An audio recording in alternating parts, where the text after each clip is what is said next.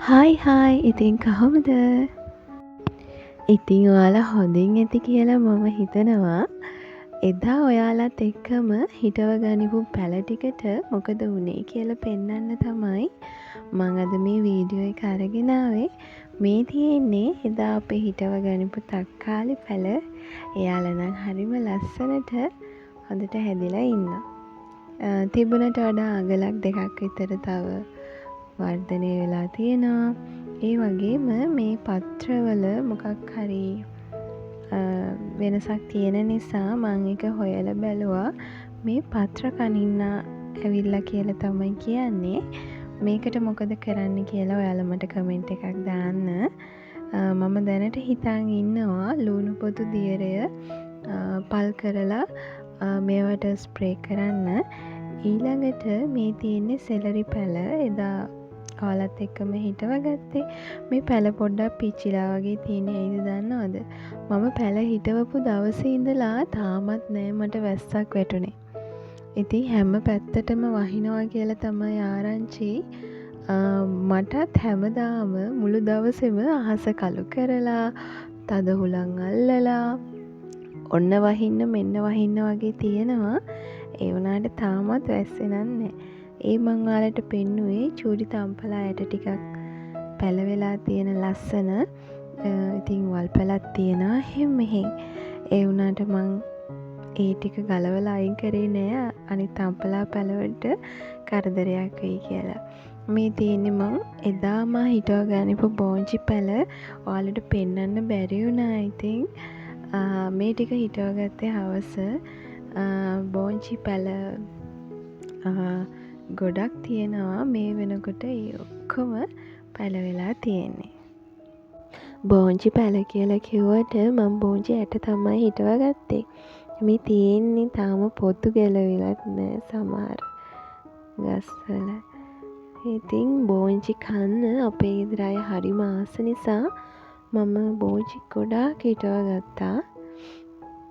ඊළඟට මේ ඉබේ පැලවුණු සිංගප්පූරු කොළ එහෙම නැත්නම් ජපන් බටු කොළ එක එක පැතිවල එක එක විදියට කියනවනේ. ඒ වගහකුත් මෙතන තියෙනවා. ඊළඟට මේ තියෙන්නේ පෙතිතෝර.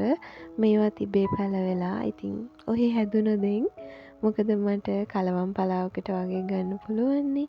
එතකොට මේ තියෙන්නේ එදා අපි අර ආබාධිතයි කියලා හිටව ගනිපු මෑ පැල.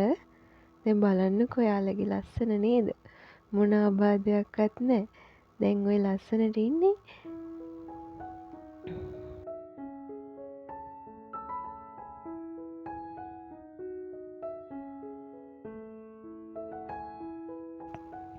මේ තියෙන්නේ එදා හිටව ගනිපු බටු පැලේ. ඒකත් මං හිතුවටත් වඩා ලස්සනට කොළ දාලා හැදිලා.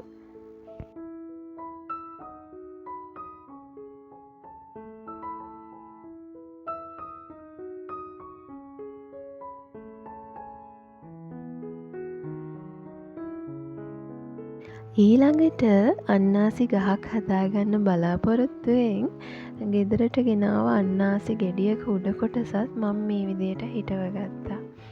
මේ තියෙන්නේ කොළ පාට වම්බටු. මේ හැදිලා තියෙන්නේ හාතවාරිය වැලක්. ඉතින් අපිට ඉස්සරහට හාතවාරියක් හැදබොන්න එහෙම ගන්න පුළුවන්නේ. මේ තියෙන්නේ මගේ පුංචි දඹල පැලේ. දැන් නම් එයා පුංචි නැහැ. හරි හැඩකාරයෙක් වෙලා නේද? ඔයාලට මතකද හිටව ගන්නකොට හරීම චූටි පැලයක් මං හිටව ගත්තේ.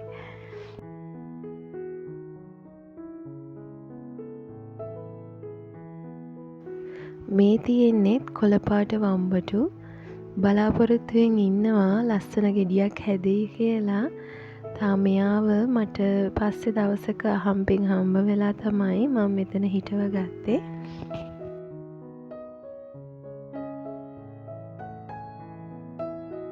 මේ තියෙන්නේ රතු කවුපි හරි කඩල කවුපි හරි පැල. කරල් හැදුනම තමයි පැලේ මොකද්ද කියලා බලන්න වෙන්නේ. මේ ඇට ගලවලා උයන්න තම්බල කන්න පුළුවන් නිසා තමයි ඒවා හිටෙව්වේ. මේ තියෙන්නේ කොච්චි පැලයක්. සුදු කොච්චිද කොළ පාට කොච්චිද කියලා බලන්න වෙන්නේ. හැදුනම ඒකත් තිබ්බේ පැලවෙලා. මේ තියෙන්නේ ඉතින් අපි එදා හිටව ගනිපු ගෝව පැල. ඒක චුට්ටක් අර පිච්චිලා වගේ තියෙන්නේ. මං ඔයාලට කිව්වනේ මට වැස්සක් වැටුනේ නැහැ කියලා තාම. ඉතින් හිටවල දවස් 2ක් විතර යනකොට මේ වගේ ඔක්කොම ටිකක් මලානික වෙලා තමයි තිබුණේ. ඊට පස්සේ ඉතින් මම ටක් ගාලා මේ වගේ අර අපි පොල් ගෙඩියෙන් අයින් කරන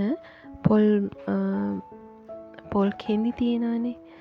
පොල් සුද්ද කරා මේ අයින් මං ඒවා එකතු කරලා තිබුණේ මොනවට හරි ඕන වෙයි කියලා. ඉතින් ඒක අර හිතුවත් වගේම මට මෙතනදී ප්‍රයෝජනවත් වුණා. මම පැලේ වටේට හාරලා පැලේට හානියක් නොවන විදිහට වටේට හාරලා ඒ පොල් කෙඳි ටික තියලා ඊට පස්සේ පස්වලින් වැහුවා. ඊට පස්සේ උඩිනුත් පොල් එලි අඩු කරා. ඊට පස්සේ වතුර දාපුවාම තෙතමනේ වටපිටාවේ තියෙන නිසා පැලේට ප්‍රශ්නයක් වුණේ නැහැ. හැබැයි ඉතින් මේ දේවල් කරේ මට ගොළු බෙල්ලන්ගෙන් කරදරයක් නැති නිසා. ගොළු බෙල්ලෝ ඉන්න පළාතක නම් වැඩිපුර මේ වගේ දෙයක් කරොත් ඉතින් නරියට කුකුල් කොටුව බාර දුන්නා වගේ තමයි නේද? මේ දවස්වල වැටුණ අවුවත් එක්ක මං හිතුවේ නෑ මගේ පැල ටික මේ විදියටවත් බේර ගන්න පුළුවන් වෙයි කියලා. හැබැයි අර කරපු වැඩේ නම් සාර්ථකයි කියලා කියන්න පුළුවන්. මේ තියෙන්නේ මම අර මීඩියම් සයිස් එකෙන් ගනිපු මිරිස් පැල දෙක. ඒකේ දැන් මල් තියෙනවා. ඉස්සරහට මට ඉක්මනින්ම කරල් හදාගන්න පුළුවන් වෙයි.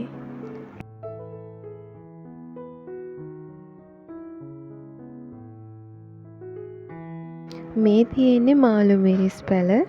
එයාලත් ඉතින් හරි ලස්සනට හැදිලා මට පේන්නේ චුටි මලකුත් එන්න වගේ. ඔයාලටත් පේනවද? ඉතින් ඉක්මනටම ඒකේ පළදාවත් අපිට ගන්න පුළුවන් වෙයි.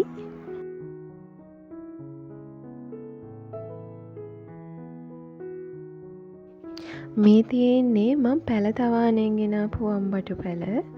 එයාලා නම් ඉතින් ගේනකොටත් හරි ලස්සනට හිටියා.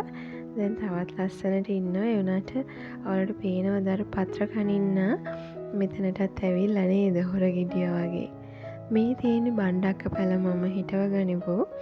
ඒගොල්ලන්ගේ චූටි දළු දාලා සමහර ගස් නම් මම දැක්ක පීදිලත් තියෙනවා. මේ තියෙන්නේ මලක් එන්නත් ළඟයි.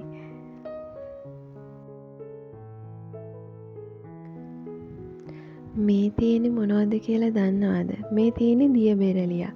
මම මේ වගේ මැල්ලුම් හදලා කාලා තියෙනවා. හරිම රසයි.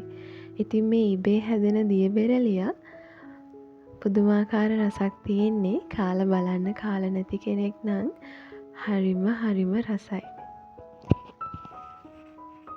ඇත්තටම මම මේ වීඩියෝ එක කරන්න ආවට පස්සේ තමයි දැක්කේ. ඔන්න ඉතින් මට තෑග්ගක් හම්බ වෙලා තියෙනවා. තක්කාලි පැලයක්. අපි බලමු මෙයාව හදාගන්න පුළුවන් වෙයිද කියලා. දැනට ඔහොම හිටියාවේ නේද? තව ටික දවසක් ගිහිල්ලා මෙයාව ලොකු වුණාට පස්සේ අපි බලමු මෙයාව ගලවලා හොඳ තැනකින් හිටව ගන්න. මම ගොටකොළ ටිකකුත් මේ වගේ හිටව ගත්තා. වැස්ස තමයි අඩු. ඉතින් වැස්සක් තිබුණේ නම් මේ ඔක්කොම ටික හරි ලස්සනට පැලවෙනවා. ඊට පස්සේ මේ තියෙන නිවිති ඇට ටිකක්. මෙතනත් චූටි මුකුණු වෙන්න පැලයක් තියෙනවා. මේ තියෙන්නෙත් අමු මිරිස් පැල. එයාලත් මල් හදාගෙන ඉන්නේ. මල් හදාගෙන වැස්සක් එනකම් බලාගෙන ඉන්නව නේද?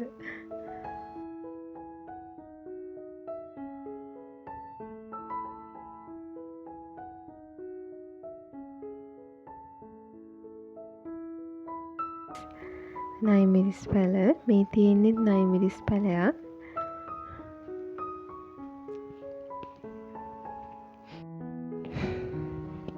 මේ තියෙන්නේ රතු කෝපි පැලයක්. ඇත්තට මම මේ කන්න ගෙනාපු ඇට වලින් හදාගත්තේ සාර්ථක වෙයිද දන්නේ නැහැ. මේ තියෙන්නේ මගේ මිංචි පැල කීපය. ඊට පස්සේ මේ පුංචි කංකුම් ගහක් හැදිලා තිබුණා. මම ඒකත් පෝච්චියකට දැම්ම. දැන් එයත් ලස්සනට හැදිලා පොල් පලා ගහක් තියෙනවා. තව මුකුණු වෙන්න පැලයක් තියෙනවා. මේ ඔක්කොම ඉතින් මට ඉබේ පැලවෙච්ච දේවල්. ඊළඟට මේ තියෙන කූරින්ජන් කියන කොළ වර්ගය ඉබේ හැදිච්ච පැල වර්ගයක්. මං වෙන නමක් නම් දන්නේ නැහැ. ඔන්න තියෙනවා රස පළතුරක්. හොඳට පැහිලත් එක්ක තියෙන්නේ. ටිකක් සෝදලා ගත්තනම් මේ සුදු පාට ගත්තේ එහෙම අයින් වෙලා හොඳ පළතුරක්. ඔන්න ඉතින් කූඹි ගොඩාක් ඔන්න එළියට එනවා. යාළගේ පළතුරු ටික මං හොරකම් කරන් යන්න ආවා කියලා දැනිලාද කොහෙද?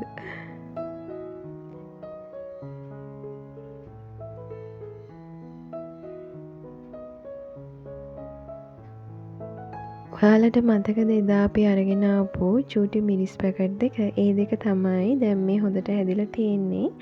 මෙතනට පොඩි ලාවට ඉර එළියක් වැටෙන නිසා අවුවට හුරු කරන්නත් එක්ක මං එළියේ බාත්රූම් එක ගාවින් තමයි මේ පැල දෙක තිව්වේ. මම මේ තාමත් ඉතින් වත්තට වතුර දාන්නේ පැලවලට බාත්රූම් එකට ටැප් එකක් තාම හදාගත්තේ නෑනේ. බාත්රූම් එකට බටයක් ගහලා එළියේ බාත්රූම් එකට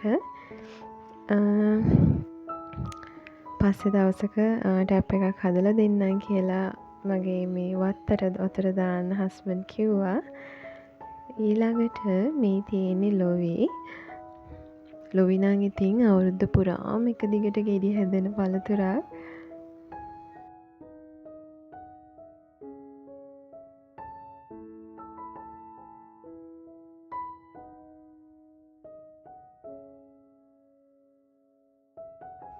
මේ තියෙන පැණිමොර පැලයක්. මං කවදාවත් කාලා නැහැ පැණිමොර. ඒ වුණාට ඒ දවස්වල සිංහල පාඩමේ කොටසක් තිබුණා හොරව් පතානේ පළවෙනි ඩියාරෝ කියලා.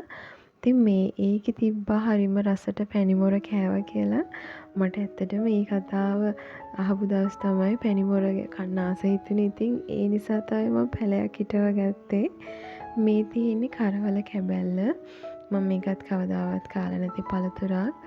බලාගෙන ඉන්නවා. ඉතින් දැන් ඔන්න චුටි චුටි ගෙඩි හැදිලා තියෙන්නේ. මේව දිගටම මෙහෙම තියනවද වැටෙනවද හැලෙනවද කියලා දන්නේ නැහැ. ඒ වුණාට ඉතින් ගහ පිරෙන්න මේ වගේ කරලක් වගේ තියෙනවා. මේ තියෙන්නේ වෙද නෙල්ලි ගහක්. එයාටත් දැන් හොඳ ලස්සනට දළු දාලා හැඩ වෙලා ඉන්නවා. මේ තියෙන්නේ ඇපල් පේර. මං ඒ දවස්වල රෙන්ට් එකට ඉන්න දවස්වල තමයි මේ අර නිල් පාට බැරල් වල හදපු පැල තමයි මේ ඔක්කොම මේ මෙහෙට ගෙනල්ලා හිටෙව්වා බිම. චුට්ටක් ඉතින් වර්ධනේ බාල වෙලා වගේ තිබ්බේ. දැන් ආයෙම දළු දාලා. මේ තියෙන්නේ අර මං ගෙදර තියනවා කියපු පොඩි ගෙඩි පොඩි ඇඹිල්ල වර්ගය. මේ තියෙන්නේ මගේ රම්බුටන් පැලේ. ඔන්න මට දෙළුම් පැලේ තෑග්ගක් දෙන්න යන්නේ. මේ දෙළුම් පැලේ ඉස්සෙල්ලාම ආපු මල.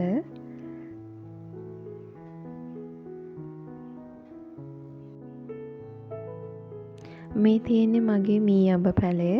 මම මී අඹත් කවදාවත් කාලා නැහැ. ඉතින් ඒ කාලා නැති දේවල් තමයි මම හොයලා හිටව ගත්තේ ගොඩක් වෙලාවට. මේ තියෙන්නේ චෙරි. මං චෙරි කාලත් නෑ ළමයි. මගේ ඔන්න චෙරි ගහ පීදිලා මල් හැදීගෙන එනවා. මෙතනත් චූටි මලක් හැදීගෙන එනවා. මෙතන මලක් හැදිලා හැලිලත් ගිහිල්ලා මම දන්නෙත් නෑ. ඉතින් බලමු ඉස්සරහට අපිට චෙරි කන්න පුළුවන් වෙයි. මේ තියෙන්නේ මගේ මසන් පැලේ. අපි මසන් කෑවා. මේ ගහ ගොඩාක් පොඩි කාලේ අපිට ගෙඩි ගොඩාක් දුන්න. මං ඔයාලත් එක්ක කලින් වීඩියෝ එකක කිව්වා මසන් පැලේ මොකක් හරි ලෙඩක් තියෙනවා කොළ පිච්චිලා වගේ යන. ඉතින් ඒකට අපි පොහොර ගෙනාවා. බලමු මේක හරියයිද කියලා. දැන් මේ මසන් ගහ ගොඩක් උසයි ගොඩක් ලොකුයි. මේ වෙනකොට ගොඩාක් ගෙඩි හැදෙන්න ඕන හරිනම්. ඉතින් බලමු අපි පොරක් දාලා බලමු නේද? මේ තියෙන්නේ මගේ විලාඩ් අඹ පැලේ. විලාඩ් නම් ඉතින් මං කාලා තියෙන හරිම රස අඹ වර්ගයක්. ඉතින් ඒක මං ගෙදර ඉස්සරහින්ම හිටෙව්වේ. ගෙදර ඉස්සරහට පොඩ්ඩක් හෙවන වැටෙන්න ඕන නිසා. මේ ඉන්නේ මෙන්න මෙයාගේ මල් පිපිලා. බලන්නකො හරි ලස්සනයිනේ. සේපාලිකා මලුත් තියෙනවා වසර පුරාම. මේ තියෙන්නේ බෙලි.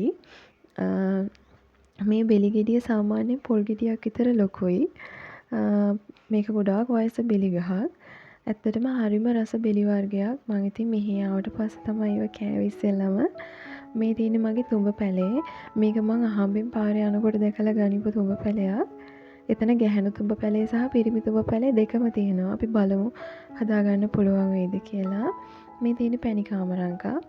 ඉතින් මේ ගොඩාක් හැදෙන නිසා පොඩක් ඉතින් අගයක් නෑ වගේ වෙලා තියෙන්නේ. වැටිලා යනවා. ඉතින් ගොඩාක් කන්නත් හොඳ නෑනේ කාමරංකා. මේ තියෙන්නේ මම මේ බොංචි මෑ කියලා හිතලා අරගෙන ආපු මෑ වර්ගයක්. හැබැයි ඒක බොංචි මෑ නෙමෙයි. ඔන්න ඉස්සෙල්ලම හැදුණු කරල් දෙක. මේකත් ඉතින් රස ඇති. හැබැයි ඉතින් මම බලාපොරොත්තුවෙන් ඉන්නවා කොහෙන් හරි හොයාගන්න බොංචි මෑ. මොකද බොංචි මෑ හරිම රසයි වියපුහම. මේ තියෙන්නේ මගේ යකිනාරම් පැලේ. සෑහෙන්න ඉතිහාසයක් තියෙන පැලයක්. ඉතින් මේක අද ඊ හදපු එකක් නෙමෙයි. පැලක් තියෙනවා ගොඩක්. ඉතින් මේ දවස්වල මට වීඩියෝස් අරන් එන්න චූට්ටක් විතර පරක්කු වෙන්නේ මෙන්න මේ චූටි වැඩ නිසා. බබාගේ මොන්ඩිසෝරියේ අවුරුදු උත්සවය ළඟ එනවා. ඉතින් මේ වගේ පොඩි ලස්සන වැඩ තියෙනවා අපිට කරන්න. දැන් මේ හදලා තියෙන්නේ බක්මී මල්. ඔයාලා දැක්කලා තියෙනවද දන්නේ නැහැ. ඉතින් මම මේ බක්මී මලට පොඩ්ඩක් සමාන වෙන්න මේ මල් හැදුවා. ඉතින් මේ වගේ චූටි හරි ක්‍රියේටිව් වැඩත් එක්ක පොඩ්ඩක් බිසි වෙලා ඉන්නේ මේ ටිකේ. ඉතින් මේ පොඩි වැඩ ටික ඉවරුනාම ලස්සන වීඩියෝ සරන් ඉක්මනින්ම එන්නම්. අද වීඩියෝ එකට ආසයි නම් කැමති නම් මට ලයික් එකක් කමෙන්ට් එකක් දාගෙන යන්න. මාව සබ්ස්ක්‍රයිබ් කරලා නැත්නම් මාව සබ්ස්ක්‍රයිබ් කරන්න. ඉතින් අපි ඉක්මනටම ආයේ ලස්සන වීඩියෝස් වලින් හම්බ වෙමු. අදට ගිහිල්ලා එන්නම්.